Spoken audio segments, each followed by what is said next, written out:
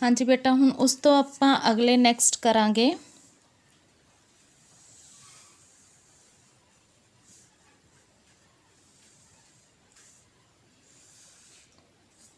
आह वाला जिहड़ा साडे कोल हिस्सा जिन्हों असी आपां एक ब्रैकेट बंद करन लई भी यूज़ करते हैं, ब्रैकेट शुरू कीती एक ब्रैकेट बंद कीती, जिहड़ा ब्रैकेट शुरू करन वाला है उत्थे साडे होणगे तत्ता, थत्था, दद्दा और दद्दा। ये साडा उपरों नीचे आएगा और जिहड़ी ब्रैकेट बंद होनी है ये वाले एंगल च साडा आएगा कल्ला सस्सा। आ उपर वाला हिस्सा इनू आपां बोलांगे मां और नीचे वाला जिहड़ा ये वाला हिस्सा ये होएगा साडा नन्ना, नाना, गंगा और यइयां। तुसी प्रैक्टिस किद्दां करनी है इहदी। तत्ता, थत्था, दद्दा, दद्दा, सस्सा, मम्मा, नन्ना, नाना, गंगा और यइयां। तुसी एक पेज दे उपर जिन्ने भी आंदे आ 1 2 3 4 5 6 आंदे, तुसी 6 एक पेज दे उपर लिख लो, ओहदे 4-5 पेज प्रैक्टिस कर लो, फिर तुसी अगले 5 लिख लो, फिर ओहदे तुसी प्रैक्टिस कर लो। बेटा इदां तुसी प्रैक्टिस करनी है, जरूरी नहीं कि तुसी सारे इक्को ही पेज ते लिखने हैं। तत्ता देखो आपां लिखांगे हल्का, थत्था भी हल्का पर ओहदे च कट आएगा, दद्दा गूड़ा, दद्दा गूड़ा ओहदे च कट, तत्ता हल्का, थत्था भी हल्का बट कट आएगा ओहदे च, दद्दा गूड़ा, दद्दा गूड़ा इहदे च कट। सस्सा सिंगल है इस करके इनू कोई लाइट डार्क नहीं दिखाना आपां, मां भी सिंगल है।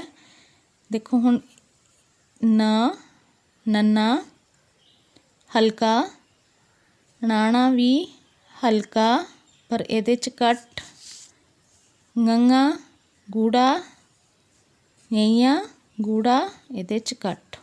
ठीक है, नन्ना हल्का, नाना भी हल्का पर कट, गंगा गूड़ा, यइयां भी गूड़ा पर उहदे च कट।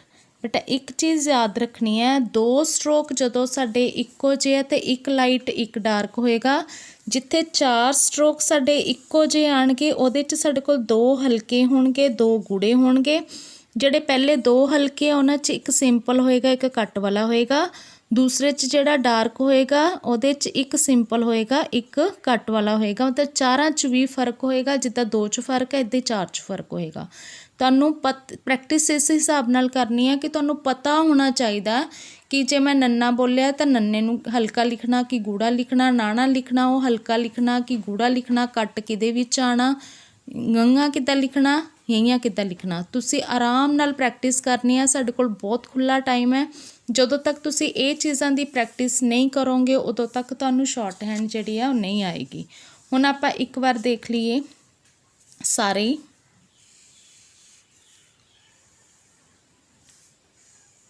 तुहाडीआं आह वालीआं फिगर्स दे विच सारे ही जिहड़े व्यंजन आ वो कवर हो जाते, पप्पा बब्बा भब्बा, टैंका ठट्ठा डड्डा ढड्डा, चच्चा छच्छा जज्जा झज्जा, ये साडे कोल हो गया रारा उपर नूं। ठीक है, इस सर्कल दे विच आपां कीता सी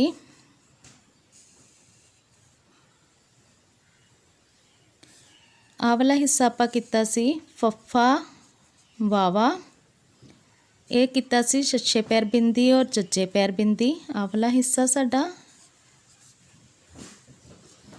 आ साडे कोल सी लल्ला, आ सी साडे कोल राड़ा, रारा भी और राड़ा भी। ठीक है, हुण असीं तीसरा जिहड़ा कीता वो आपां कीता तत्ता थत्था दद्दा धद्दा, मम्मा, नन्ना, नाना, गंगा, यैया और सस्सा। मतलब साडे तिन्नों ही सर्कल्स दे विच साडियां सारे व्यंजन हो गए। तुसी हौली हौली करके प्रैक्टिस करनी है, जिस तरह मैं तुहानूं हुण करवाया। तुसी कापी दे उपर किद्दां प्रैक्टिस करनी है, देखो।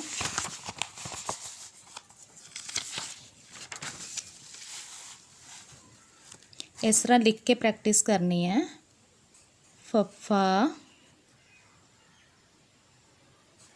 वावा, छछे पैर बिंदी, जज्जे पैर बिंदी, लल्ला, रारा, राड़ा। फफा हल्का, वावा गूड़ा, छछे पैर बिंदी हल्का, जज्जे पैर बिंदी गूड़ा, लल्ला, रारा और राड़ा। फफा हल्का, वावा गूड़ा, छछा हल्का, जज्जा गूड़ा, लल्ला, रारा और राड़ा। फफा हल्का, वावा गूड़ा, छछा हल्का, जज्जा गूड़ा, लल्ला, रारा और राड़ा।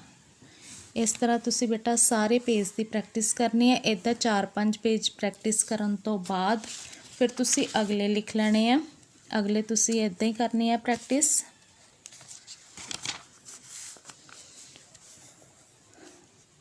तत्ता, थत्था, दद्दा, तद्दा, सस्सा, मम्मा। ठीक है, इन्ने लिख लेने हैं। तुसी लिखना, देखो, तत्ता हल्का, थत्था हल्का, उहदे च घट, दद्दा गूड़ा, दद्दा गूड़ा, उहदे च घट। सस्सा कल्ला ही है, इस करके ਉਹਦਾ कोई हल्का गूड़ा नहीं होएगा। माँ भी साडे कोल सिंगल है, इस करके ये भी हल्का गूड़ा नहीं होएगा। तत्ता हल्का, थत्था हल्का, ਉਹਦੇ ਚ ਘਟ, दद्दा गूड़ा, दद्दा गूड़ा, ਉਹਦੇ ਚ ਘਟ, सस्सा मम्मा। तत्ता, थत्था, दद्दा, दद्दा, सस्सा मम्मा। इस तरह बेटा तुसी ਇਹਦੀ भी पूरे पेज प्रैक्टिस करनी है। फिर उस तो अगे तुसी फिर इस तरह लिख लेना, नन्ना, नाना, गंगा और यैया। ठीक है, नन्ना, नाना, गंगा और यैया। ये हल्का, ये भी हल्का, गूड़ा, गूड़ा। इदा तुसी इन्हां दी प्रैक्टिस करनी है।